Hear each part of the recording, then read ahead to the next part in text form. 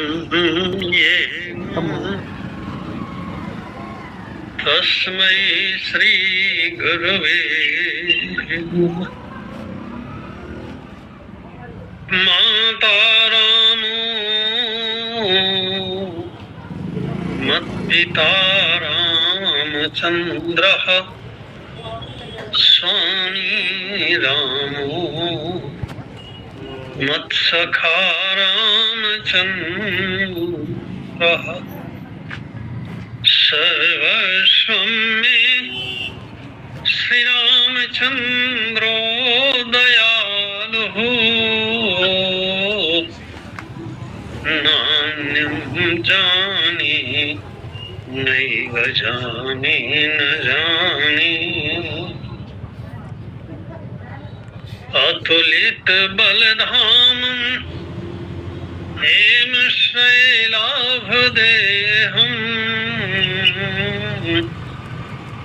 धनुजवन कृशानं ज्ञानिनाग्रगण्यं सकल गुणी होय तव संशय भंगा जब बहुकाल करिए सतसंगा। गरुड़ जी को संशय हुआ भगवान के बारे में। देवर्षि नारद के पास गए। आश्चर्य की बात है, देवर्षि नारद ने गरुड़ जी को भगवान की कथा नहीं सुनाई। सो क्यों नहीं सुनाई? देखो, हर काम करने का एक तरीका होता है।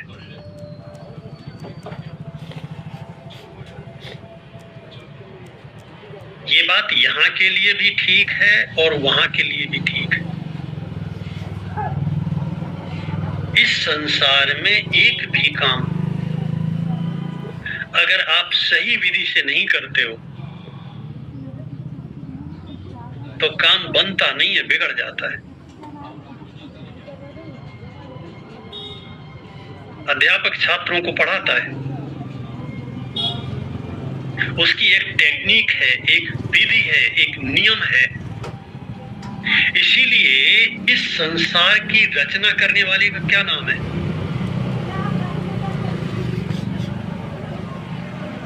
उसका भी नाम विधि है। अभी नहीं आता मन में इनका नाम विधि क्यों है? इसलिए कि इस संसार में विधि प्रमुख है। अच्छा, वेदों में आइए, वेदों में दो तरह के वाक्य मिलते हैं, एक विधि और दूसरा निषेध। विधि माने क्या करना चाहिए और निषेध माने क्या नहीं करना चाहिए। पूरा का पूरा धर्म की परिभाषा इसी पर आधारित है कि क्या करना चाहिए और क्या नहीं करना चाहिए। पुण्य और पाप की भी परिभाषा यही है। जो करना चाहिए उसे हम ना करें और जो नहीं करना चाहिए उसे हम करें तो पाप लगता है। वेद में दो तरह के वाक्य हैं। विधि वाक्य कहते हैं सत्यम वद धर्मम चर स्वाध्यायान मा प्रमदः। सत्य बोलो, धर्म का आचरण करो, स्वाध्याय में कभी प्रमाद मत करो।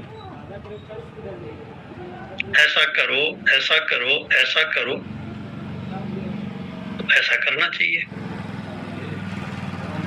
कुछ मामलों में वेद कहता है ऐसा कभी नहीं करना चाहिए। मां हिंस्यात् सर्वभूतानि, किसी भी प्राणी की हिंसा नहीं करनी चाहिए। मां हिंस्यात् सर्वभूतानि, किसी भी प्राणी की हिंसा नहीं करनी चाहिए। हिंसा माने मन से, वाणी से और आचरण से दूसरे को दुख देना, ये हिंसा कहलाती है। कितनी बढ़िया बात है। माने मन से भी अगर हम किसी का बुरा सोचते हैं तो ये मानस की हिंसा है। इसीलिए योग शास्त्र कहता है शत्रु के प्रति भी मन में मित्रता का भाव होना चाहिए। देखो, मित्रता की भावना होनी चाहिए। राम जी ने, अब इससे बड़ा शत्रु और कोई क्या होगा। रावण ने राम जी की पत्नी का हरण किया और सीता जी लंका में हैं। हनुमान जी गए, फिर दूसरी बार अंगद जी को जाना था। अंगद जी ने कहा, महाराज मेरे लिए क्या आदेश है? राम जी ने कहा, आदेश कुछ नहीं, तुम्हें करना कुछ नहीं है, केवल संदेश लेकर के आना है। हनुमान जी ने कहा, महाराज हनुमान जी लंका जलाए तो मैं सोच रहा था कुछ मैं भी कराऊं। बोले, तुम क्या करना चाहते हो? बोले, मैं ये करना चाहता हूं कि लंका को उठा करके समुद्र में डुबो दूं और रावण की पत्नियों के साथ माता जी को ले आऊं। अंगद जी ने रावण से कहा भी यही कि लंका गहि समुद्र महाबोरो, गूलर फल समान तु लंका, बसो मध्य तुम जंतु असंका, मैं बानर फल खात न बारा। तो रावण ने कहा, फिर करता क्यों नहीं है ऐसा? अंगद जी कहते हैं, यही तो मजबूरी है मेरी, मेरे हाथ बांध दिए मेरे मालिक ने। मैं बानर फल खात न बारा, आए सुदीन न राम उदारा। मेरे प्रभु इतने उदार हैं, उन्होंने मुझे आदेश नहीं दिया, इसलिए मैं ये काम नहीं कर पा रहा। क्यों? वेद कहता है विधि और निषेध, इस पर पूरा धर्म टिका हुआ है। धर्म की यही परिभाषा भी है।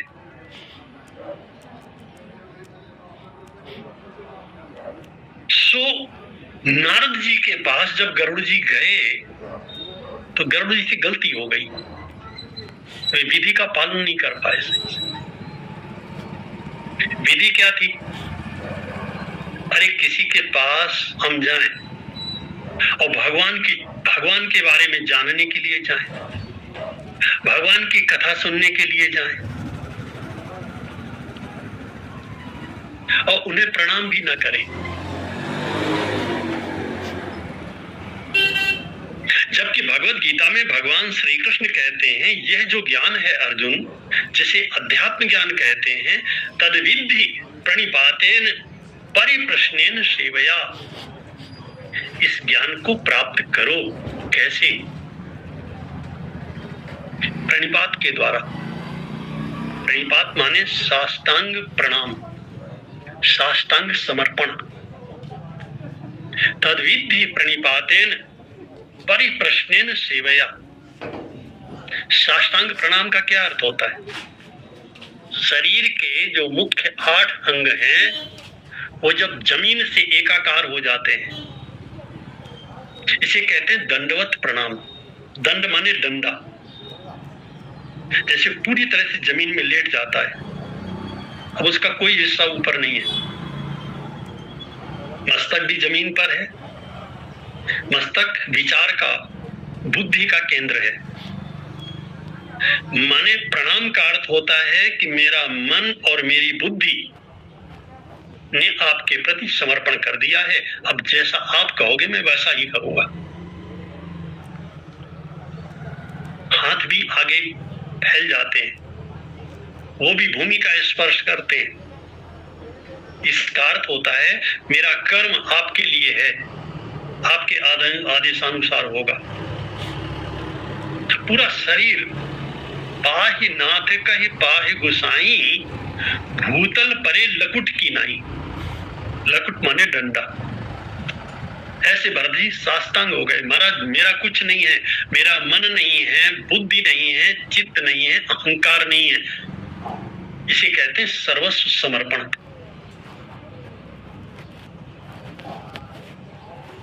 तद्विद्धि प्रणिपातेन। और यहाँ तो गरुड़ जी ने नारद जी को प्रणाम ही नहीं किया, नमस्कार ही नहीं किया। गोस्वामी जी महाराज लिखते हैं कि व्याकुल गयो देव ऋषि पाही, कहिस जो संशय निज मन माही। सीधे सीधे अपने संशय का वर्णन कर दिया। सुनी नारद,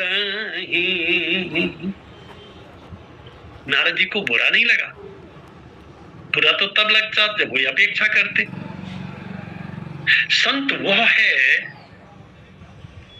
जिसका स्वभाव ऐसा होता है जो दूसरे से सम्मान चाहता नहीं है, दूसरे को सम्मान देता है।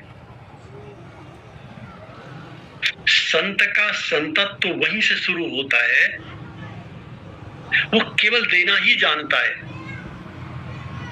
लेना तो जानता ही नहीं है। यदि अपेक्षा होती नारद जी के मन में तो नारद जी के मन में क्रोध आता, नहीं आया। क्या आया? सुन नारद लागयति दाया, सुनि नारद। ये ठीक वही भावना है जो कागभूषणी जी के लिए ब्राह्मण देवता ने भगवान से प्रार्थना करते हुए कहा था, तो माया बस जीव जड़ संतत फिरे भुला, तेहि पर क्रोध न करिए प्रभु कृपा सिंधु भगवान। हमारा जीव है, एक दो नहीं, ये गलतियां ही करता है, गलतियां करना इसका स्वभाव है। अच्छा, विधि का पालन नहीं किया किसने? गरुड़ जी ने। तो नारद जी ने किसके पास भेज दिया? विधि के पास। बोले जाओ ब्रह्मा जी के पास जाओ। ब्रह्मा जी का एक नाम है विधि। गरुड़ जी ने पूछा कि क्या वे मुझे कथा सुनाएंगे? नारद जी ने कहा कथा तो नहीं सुनाएंगे। तो बोले फिर उनके पास क्यों भेज रहे हो? बोले विधि बताएंगे। कथा कैसे सुनी जा रही है इसकी विधि बताएंगे। भाई जो विधि है वही तो विधि बताएगा। महाराज आप कैसे कह सकते हो? अरे बोले यार मेरे पिता हैं, तुम ज्यादा जानते हो कि मैं ज्यादा जानता हूं उन्हें। विधि का पालन ना करने वाला व्यक्ति उनका शत्रु होता है। वो चाहे भगवान ही क्यों ना हो, भगवान पे भी भरोसा नहीं करते हैं।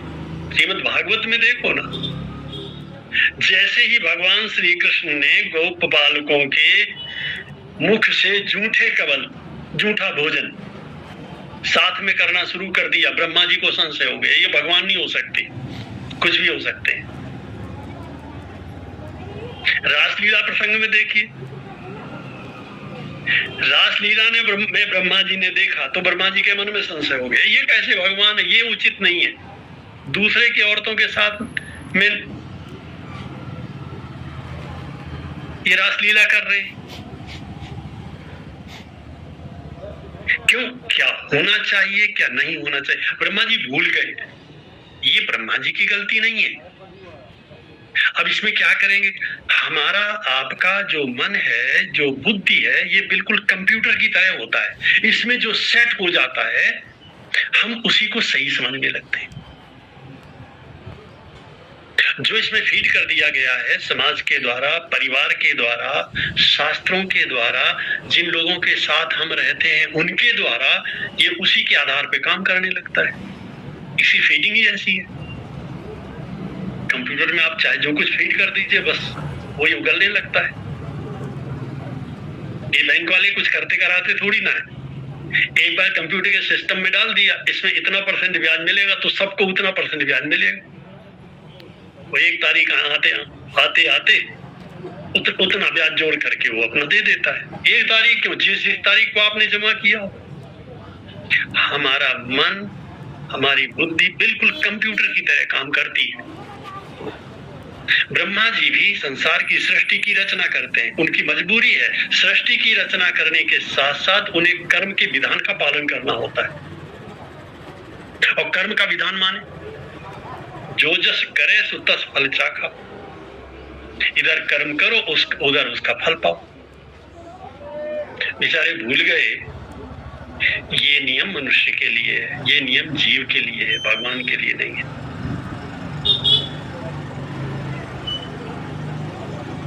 इसलिए उन्हें भी भ्रम हुआ। सो गरुड़ जी पहुंच गए ब्रह्मा जी के पास।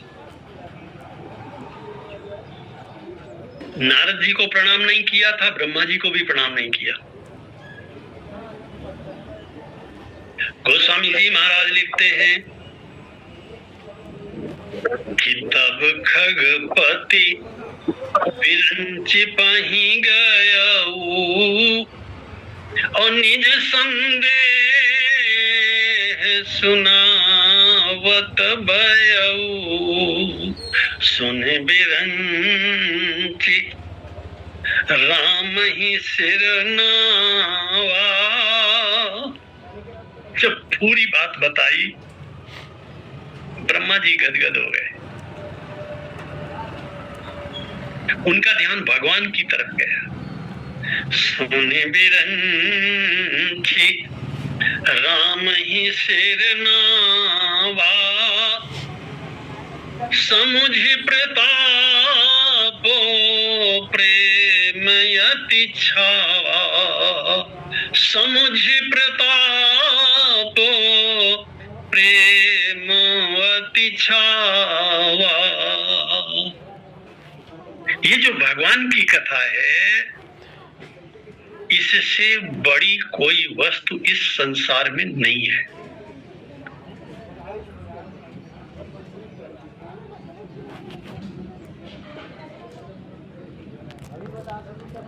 इसकी महिमा का वर्णन सब जगह किया गया है। बहुत से लोग तो ऐसे हैं जो समझते हैं कि हम रामायण पढ़ेंगे और गीता पढ़ेंगे और श्रीमद् भागवत पढ़ेंगे तो हमें ज्ञान हो जाएगा। हमारे शास्त्र ही कहते हैं नहीं होगा, पूरा याद कर लो। रावण ने कम पढ़ा था क्या? क्या उससे ज्यादा पढ़ लोगे? कितना ज्ञान हो गया?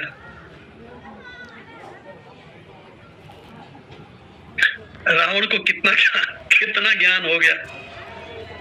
बहुत से रावण हैं संसार में, उनमें से हम भी एक हैं। श्रीमद् भागवत कहती है रघुगण ही, जड़ भरत जी राजा रघुगण को उपदेश करते हैं।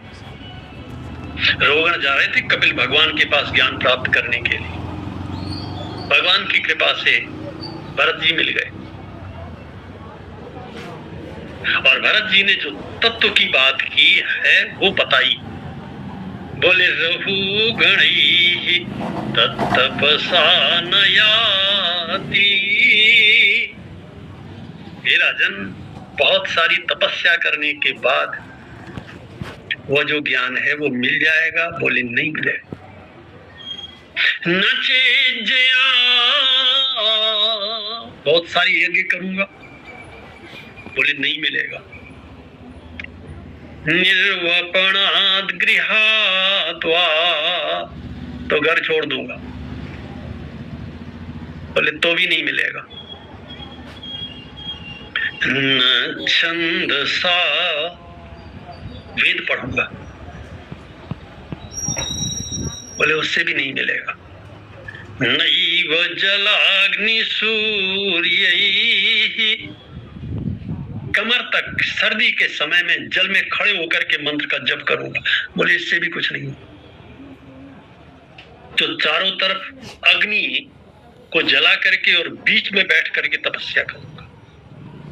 बोले इससे भी कुछ होने वाला। महाराज फिर ये तो बताओ मिलेगा कैसे? बोले बिना महत्पाद रजो भी से कम। जब तक महापुरुषों के सच्चे संतों के चरणों की धूलि मस्तक पर नहीं लगाई जाती तब तक ये ज्ञान नहीं मिलता। क्यों नहीं मिलता? बोले बाहर से मिलने वाला हो तो मिले। ये ज्ञान बाहर से तो मिलता नहीं है।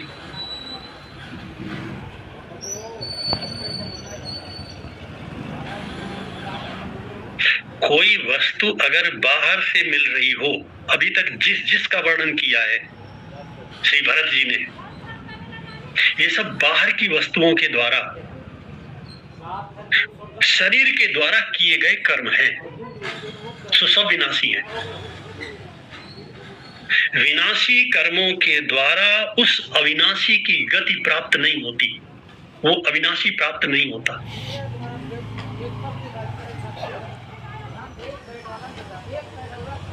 और मनुष्य के शरीर में जो सबसे बड़ा दोष है, मनुष्य के मन में, मनुष्य की बुद्धि में जो सबसे बड़ा पाप है, सबसे बड़ा दोष है, उसका नाम है अहंकार।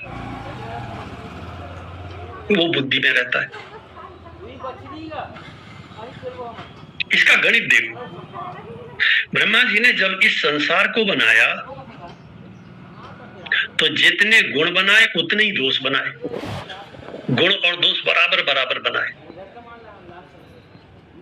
जितने दोष है इस संसार में, एक एक दोष को दूर करने के लिए एक एक गुण है। जड़ चेतन गुण दोषमय विश्व कीन करतार। तो ठीक है, जो दोष हमारे अंदर हैं उन दोषों को पहचाने और उन्हें पहचानने के बाद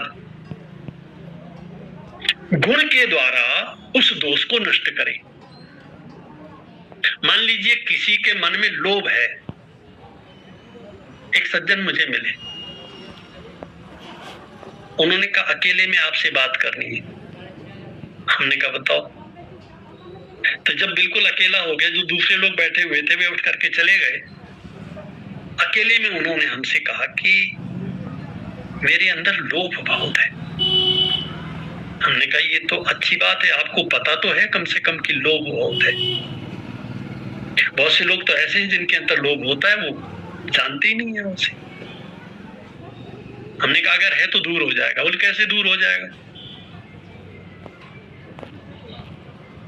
जब कभी दान देने की बात आती है, खूब जानता हूं सत्पात्र है, इसे देना चाहिए, मुझे करना चाहिए, भगवान ने खूब दिया है जरूरत से ज्यादा, लेकिन अच्छा काम करना होता है, थोड़ा सा पैसा भी निकालना होता है, तो ऐसा लगता है जैसे प्राण खींच रहे हो अंदर से।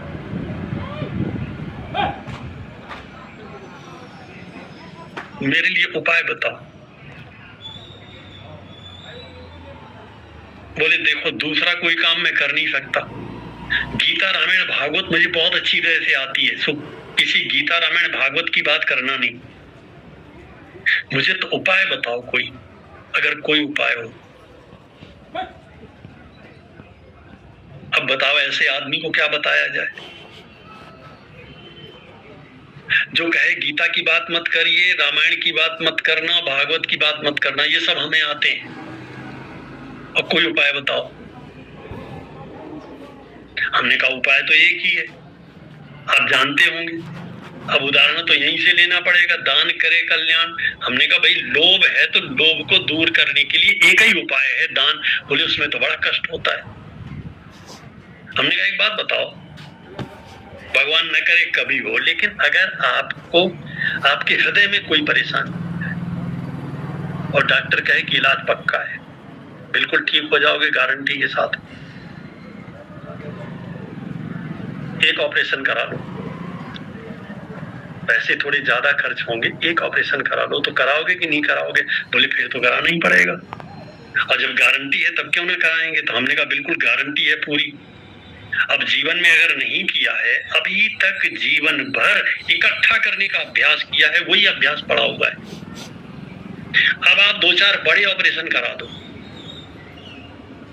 ये जो लोग भट्टों पे काम करते हैं, जो गरीब लोग हैं, थोड़ा खोज करके कुछ लोगों के साथ में हमने कहा कुछ पैसा इकट्ठा निकाल दो, एक किस्त, चाहे जितना कष्ट हो। अरे कष्ट होता है तो भी आप ऑपरेशन कराते हो कि नहीं कराते हो? डॉक्टर तो दस्तखत करवा लेते हैं कि न रहे तो भी। जरा सोचो मरीज की क्या हालत होगी। बेचारे जो परिवार वाले होते हैं, वे कांप जाते हैं दस्तखत करते समय। डॉक्टर साहब कहाँ दस्तखत करवा रहे आप? बोले वो ये दस्तखत नहीं करोगे तो हम ऑपरेशन नहीं करेंगे।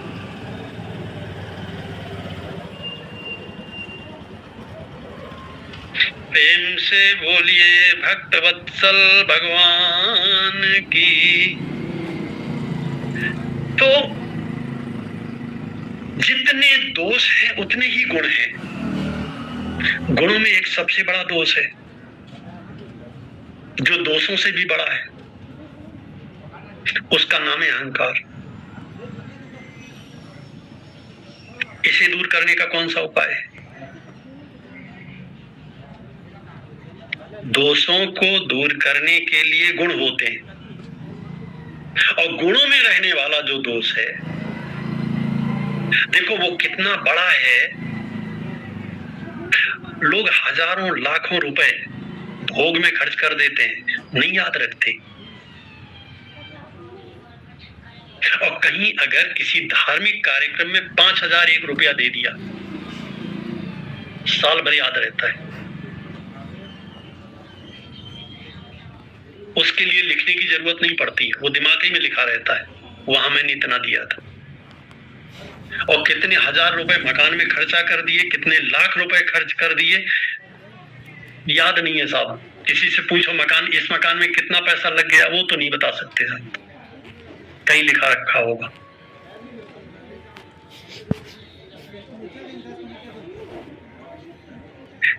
ये स्थिति है अहंकार की। ये अहंकार जब तक जाता नहीं है, इसे दूर करने का कौन सा उपाय है संसार में?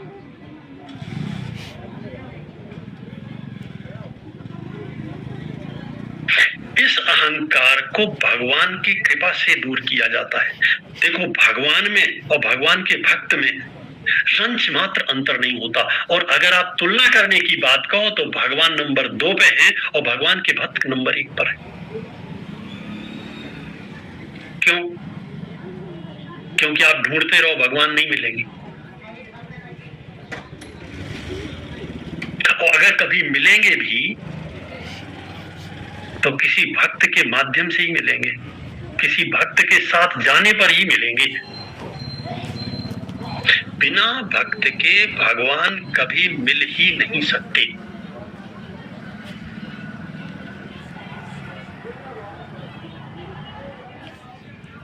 जैसे राम जी बड़े हैं, भगवान बड़े हैं, कि भगवान का नाम बड़ा है।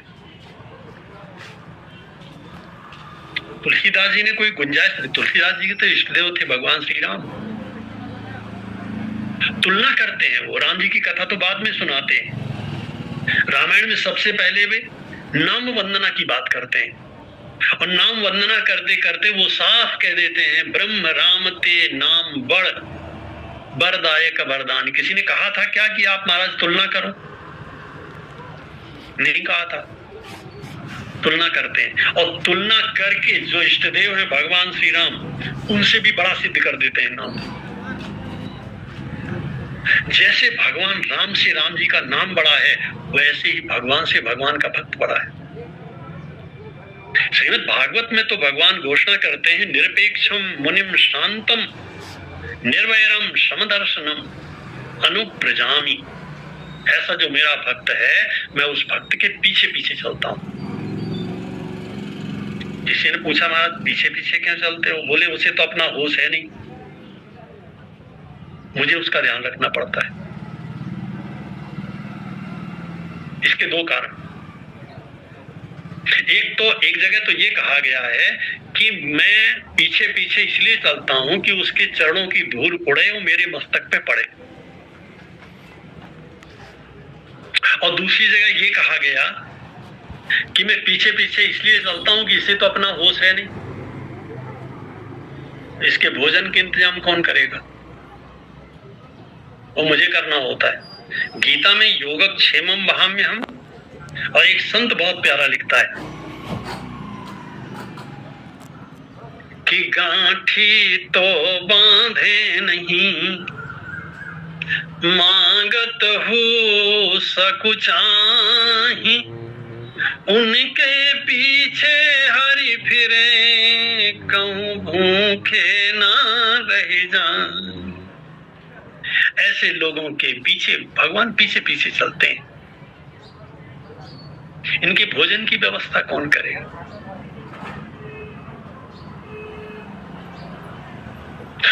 अगर जीवन को कल्याण में बनाना है, देखो, जब मैं ये कहता हूं कि बिना महत्पाद रजोभिषेकम, इसका अर्थ होता है महात्माओं के चरणों की धूल मस्तक पे उड़े, अर्थात हमारे हृदय में अटूट श्रद्धा की का भाव। श्रद्धा मयोयम पुरुषः यो यत् श्रद्धा स एव स। अहंकारी में श्रद्धा हो ही नहीं सकती। अगर थोड़ा सा भी अहंकार हमारे अंदर है, श्रद्धा नहीं हो सकती। अच्छा, भगवान के लिए, भगवान को पाने के लिए किन वस्तुओं की आवश्यकता है? बोले केवल 2 चीजों।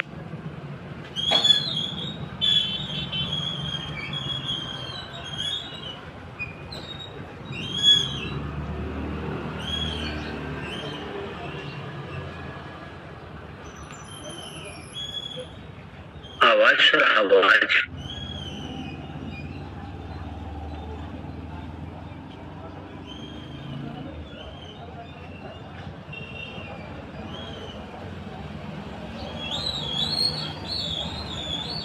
जी, अब ठीक। अगर ये 2 नहीं होंगे तो ठीक भगवान सामने खड़े रहेंगे और उन्हें हम नहीं पहचान पाएंगे। गोस्वामी जी महाराज कहते हैं, भवानी शंकरो वंदे श्रद्धा विश्वास रूपिणो, याभ्याम बिना न पश्यन्ति, याभ्याम बिना श्रद्धा विश्वासाभ्याम बिना न पश्यन्ति, सिद्धाः स्वान्तस्थमीश्वरम, सिद्धा पुरुषाः अपि। सामान्य मनुष्य की बात क्या की जाए, जो सिद्ध पुरुष हैं वे भी स्वांतं तस्थम ईश्वरम न पश्यन्ति, अपने हृदय में बैठे हुए परमात्मा को नहीं देख पाते। श्रद्धा वो पात्र है जिसमें प्रेम प्रकट होता है, भगवत प्रेम प्रकट होता है, वो ना हो। इसीलिए श्रीमद् भगवत गीता में कहा गया कि श्रद्धामयोयम पुरुषः, ये जो मनुष्य है, ये जो दिखाई देता है, इससे कुछ नहीं होता। ये तो पंचभूतों का एक बना हुआ बुत है। इसके अंदर श्रद्धा है कि नहीं है? श्रद्धा है तो परमात्मा उसी श्रद्धा में वही प्रकट हो जाए। श्रद्धामयोयम पुरुषः यो यत् श्रद्धा स एव स। यादृशी भावना यस्य सिद्धिर्भवति तादृशी, जिसकी भावना जैसी होती है उसे सफलता भी वैसी ही मिलती है। और देवर्षि नारद भी ठीक ऐसी ही बात करते हैं। वे कहते हैं, महत कृपया भगवत कृपा लेशात हुआ। बोले भगवान का दर्शन कैसे हो, जो सच्चा ज्ञान है वो कैसे प्राप्त हो? बोले महापुरुषों की कृपा से। जो चीज परिश्रम से नहीं मिलती, पुरुषार्थ से नहीं मिलती, वो आशीर्वाद से मिलती है। भगवान में और भगवान के भक्त में रंच मात्र अंतर नहीं होता है। जैसे भगवान वैसे ही भगवान का भक्त, क्योंकि भक्त भगवंत गुरु, ये चार तत्व बताए गए संत परंपरा में। भक्ति, भगवान की भक्ति, भगवान का भक्त और स्वयं भगवान और गुरु, चतुर नाम, ये चार नाम हैं, तत्व एक ही है। इनके पदवंदन किए नासहि विघ्न अनेक। ये जो शब्द मैंने बोले हैं, इनके अर्थ पर मत जाइए। जो स्थूल अर्थ है उसकी बात मत करिए, तत्व की बात करिए यहां पर।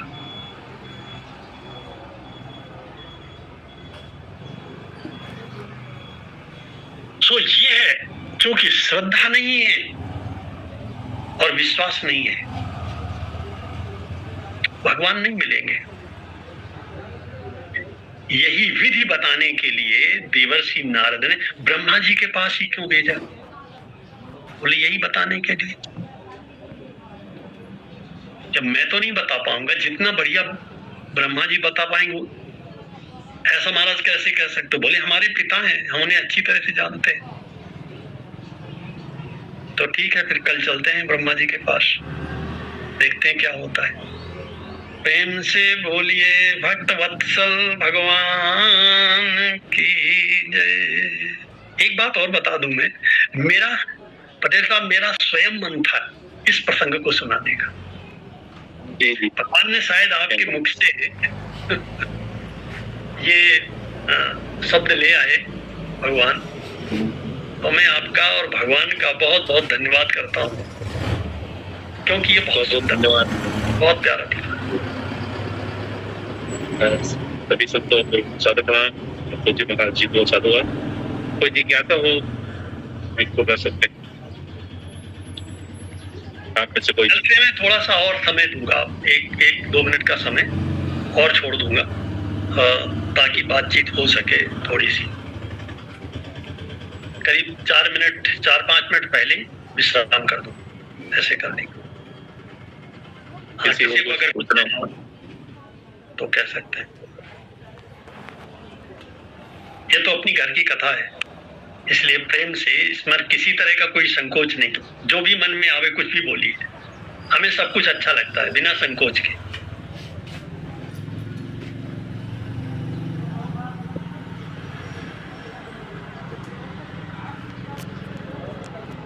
कहिए काम, बात करिए कहा, दुबे जी से बात कहिए। कौन से ठीक है जी।